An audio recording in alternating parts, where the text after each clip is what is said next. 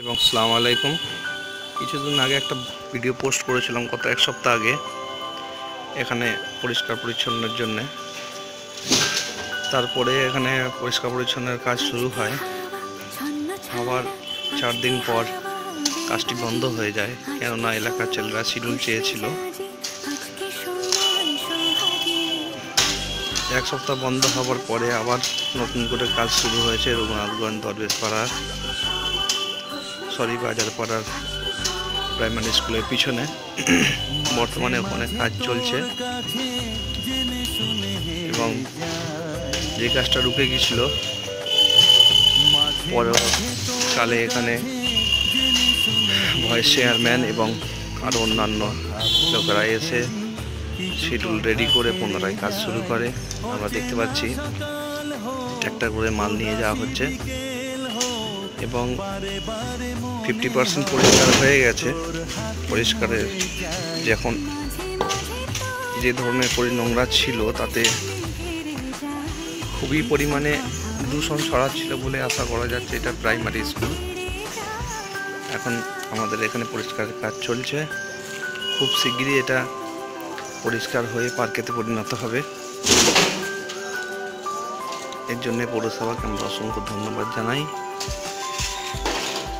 যে পুনরায় কাজটা স্টার্ট করার জন্য। বন্ধ হয়ে যাওয়ার ফলে আমাদের মনোবল ভেঙে গিয়েছিল যে হয়তো এই জায়গাটা পরিষ্কার হবে না। অসংখ্য ধন্যবাদ জানাই আমাদের ভাইস চেয়ারম্যানদের এবং অন্যান্য যারা এর সঙ্গে যুক্ত আছে এই পরিচ্ছন্নতার সঙ্গে, তাদের ঘাটে অসংখ্য ধন্যবাদ জানাই আমার তরফ থেকে।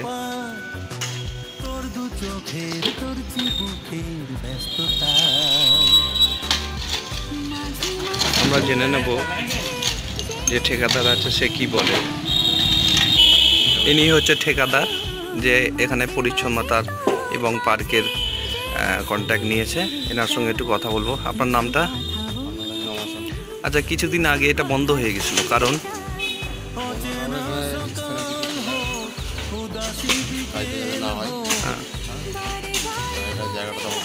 কি চেয়েছিল ওনারা? এবং ওরা শুনলাম যে ওরা তো শিডিউল চেয়েছিল। আচ্ছা, আর এখানে আরো আচ্ছা আচ্ছা আচ্ছা, এখানে আরো কোনো আমাদের এখানে কোনো ভাইস চেয়ারম্যান কেউ এসেছিল? হ্যাঁ, ভাইস চেয়ারম্যান ছিল, আমাদের পৌরসভা ইঞ্জিনিয়ার। আচ্ছা, এই জায়গাটা আমরা যে দেখতে পাচ্ছি ফাঁকা জায়গাটা, আপনার মুখে শুনতে চাই কি হবে অ্যাকচুয়ালি এই জায়গাটা? এটা অ্যাকচুয়ালি বাচ্চাদের ছোটোখাটো পার্ক টাইপের হবে। আচ্ছা, এখানে তো প্রচুর পরিমাণে আবর্জনা আছে, আপনারা দেখতে পাচ্ছি, আমরা দেখতে পাচ্ছি যে 2 দিন ধরে পরিষ্কার করছে। তো আর কদিন লাগবে এটা পরিষ্কার করতে?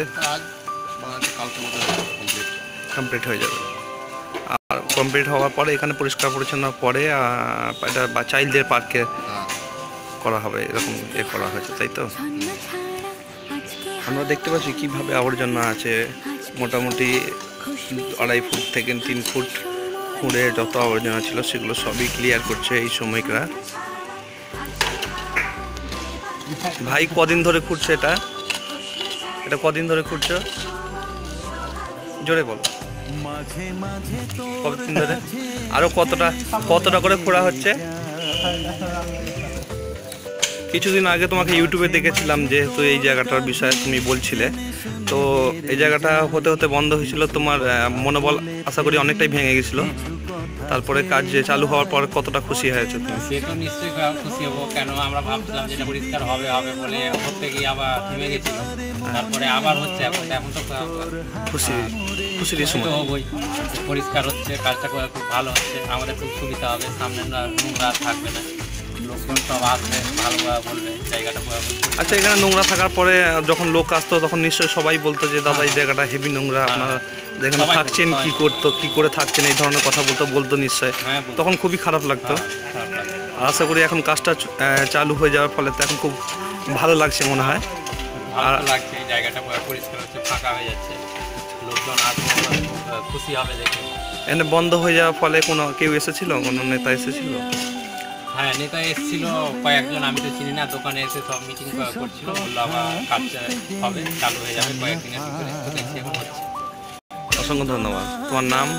মইদুল ইসলাম। এতটাই আবর্জনা, শ্রমিকরা খুব ক্লান্ত হয়ে যাচ্ছে। যত কিছু নোংরা এবং প্রায় 1.5 ফুট থেকে 1 ফুট 1.5 ফুট পর্যন্ত নোংরা পরিষ্কার করছে শ্রমিকরা।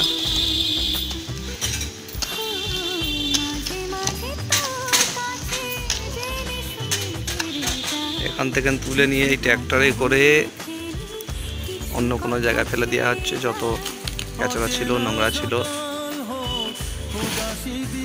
কেননা এই নোংরা ফেলার জন্যে দেখুন বাথরুম করছে সব লোকেরা, কেননা যেহেতু এখানে অনেক আবর্জনা ছিল। বর্তমানে জায়গাটা পরিষ্কার হচ্ছে, তারপরে আর আশা করা যাবে না যে জায়গাটা লোক নোংরা করবে। কেন দিনে দিনে পরিষ্কার হচ্ছে, লোকও স্মার্ট হচ্ছে, সিটিও তার সঙ্গে স্মার্ট হচ্ছে। আমাদের সকলকে স্মার্ট হওয়া দরকার এবং পরিচ্ছন্নতা বজায় রাখা দরকার। আবর্জনা থাকলে অসুস্থ হবে শরীর, বিমারি বাড়বে এবং আমাদের সকলের দায়িত্ব যে যে জায়গাটা নোংরা হয়েছে সেই জায়গাটা পরিচ্ছন্নতা বজায় রাখা পরবর্তীকালের জন্যে, এবং এই জায়গাটা যাতে নোংরা না হয়। সকলের দায়িত্ব সেই জিনিসটাকে মনে রাখা এবং পরিচ্ছন্নতা বজায় রাখা। আমার তরফ থেকে সকলকে ধন্যবাদ এবং যারা এই কাজটা শুরু করে তাদের অসংখ্য অসংখ্য ধন্যবাদ। নমস্কার এবং আসসালামু আলাইকুম।